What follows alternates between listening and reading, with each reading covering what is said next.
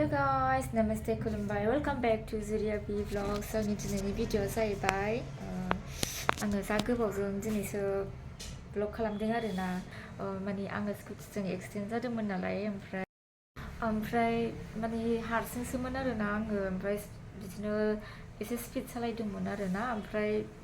बेयावनो गोलैनाय जाबाय आरोना स्पिड ब्रेकाराव ओमफ्राय फुरा सेन्सलेस जाखादोंमोन आरोना आङो ओमफ्राय सासे लोगो दंमोन बियो थिखोबाय माबाय मेडिकेलाव लांबाय ओमफ्राय एक्सरे रिपर्टखौ आं दायो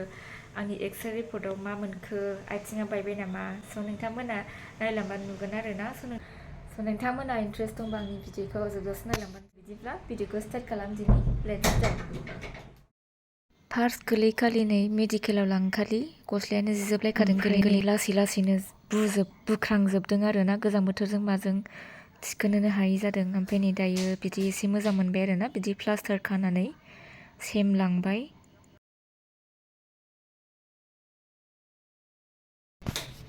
नै थाबायनो हानो नागिरा बेयावबो जादोंमोन नै रायजोफोर ओमफ्राय नै नैबेबो ओमफ्राय नै बेयावबो जादों आरोना बेना एसे रानबाय ओमफ्राय नै आंनि एक्सरे रिपर्टआ बेनो आरोना बायासै आङो बायदोंसो सानदोंमोन जोबोर सायोमोन नालाय ओमफ्राय दायो मोजाङानो मोनबाय जाबाय एक्सरे खालामनायाव नर्मेलानो आरोना दायो मोजाङानो मोनबाय आरोना ओमफ्राय एक्सरे खालामनायाव जेबो मोनासै आरोना नर्मेलानो